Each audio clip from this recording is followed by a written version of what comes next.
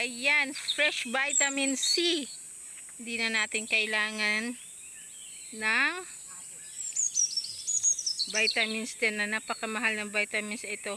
O ayan, meron pa nga sira, may mga ano, kung sa Bisaya may balantikon na na guava, na bayabas. Pero rich in vitamin C. Yes, ito yung dapat nating kainin pag nandito tayo sa probinsya, guys. Hindi na natin kailangan bumili. Ayan, mamitas na lang tayo. Ayan nga, oh, sa taas, oh, merong ito sa taas doon, may malaki. Mas masarap. Lutong-luto na siya. Ngayon, guys, pupunta tayo doon sa ito sa Magbisaya na lang kaya ako.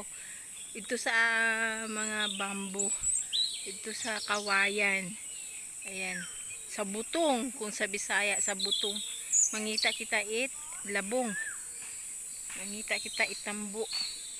Ayan, sa mga Bisaya dyan. Ayan. Dito tayo, guys. Manghahanap tayo ng labong na ating lulutuin mamayang tanghali. Lalagyan lang natin to ng isda na bangus. Tapos maghahanap tayo ng kulitot, yung fern. Ayan. Dito meron dito, may malaki ditong labong. Sandali lang. Kasama ko ngayon nanay ko. Siya ang kukuha ng labong. Siya ang expert sa pagkuha ng labong. Ayan, guys, so malaki. Ayan. Ayan. Ayan, isa pa.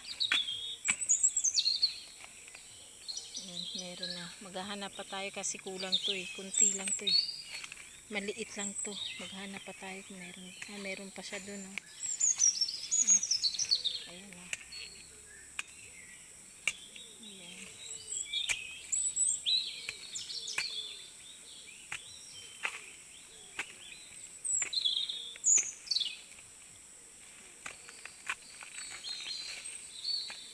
Ayan. Dalawa na ang nakuha natin. Tama na to, Nay. Dagdagan pa daw natin ng isa. Doon oh, meron din doon oh, guys. So, ayan oh. Meron din doon. Ayun oh, humaba na nga yung iba doon oh. Iba sa ibang bansa, ganyan kalaki, ganyan kahaba ang kinukuha nila. Dito, hindi. Dito sa atin sa Pinas, ganito lang siya kaliit. Ganyan lang. Oo. Sa ibang bansa, ganyan eh. Mahaba. Dito to sa atin, dapat ganito pa lang siya kaliit. Mas masarap yung ganito. Matamis. Pwede mo siyang lagyan ng gata ng niyog. Ayan. Okra. Di kaya ano pa ganyan na ano? Mais. Lagyan mo ng mais. Pero dito sa probinsya,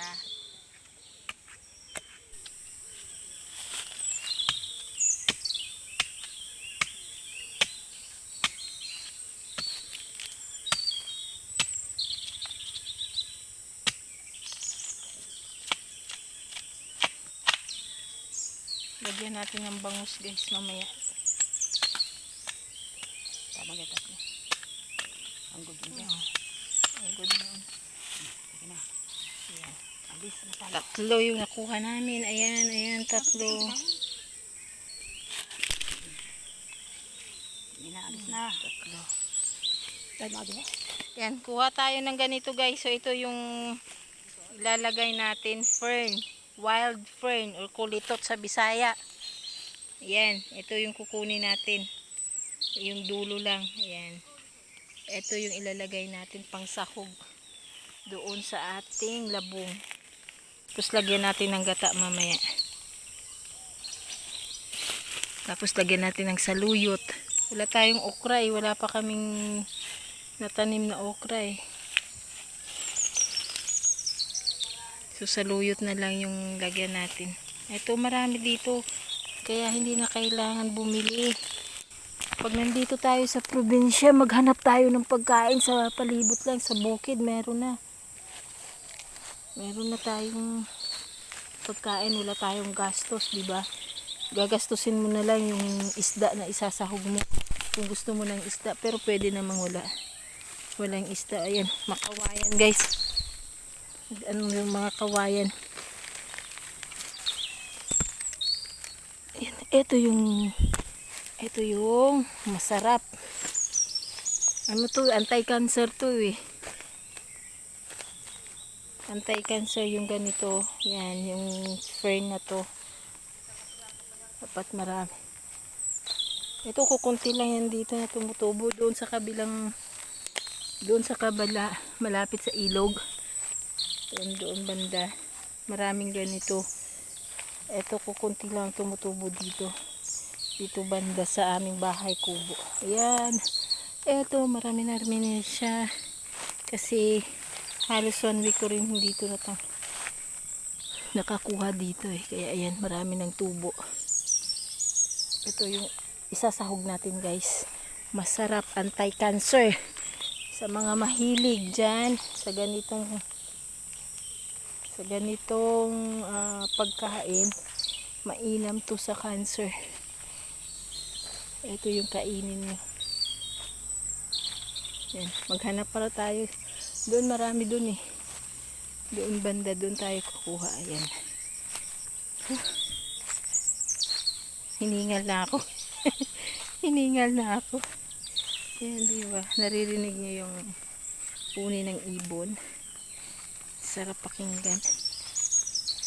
Yan. Ito ang kulitot or fern. Ayan. Marami.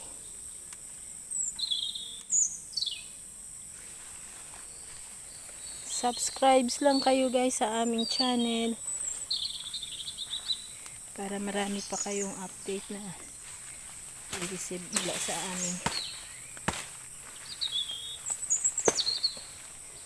Ayan. Ayan, parang wala na yata. Wala na yata tayo makuhang fern. Ito, meron pa. Hindi na tayo pupunta doon sa kabilang banda ng bundok. Kasi doon, marami doon eh. Kaso, ayan, balik na tayo sa ating bahay kubo.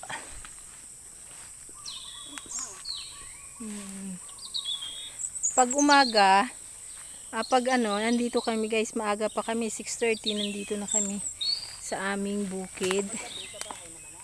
Para parang dito tayo mamahinga. Mas maganda ang panahon dito kaysa doon sa bayan, dahil sa bayan wala kang magawa doon. Dito marami tayong magagawa sa bukid. Yan gagawin pa namin yan eh. Lilinisan namin kasi ilang taon na itong hindi nilinisan. So lilinisan namin yung mga ilalim ng puno. Maraming Maria. So linisan natin. Pwede tayong mag-picnic doon. Sa sunod doon sa acacia. Doon yung acacia na yun. Mas maganda yun doon eh. Doon maganda maglagay ng picnic chair and table, diba? Yan.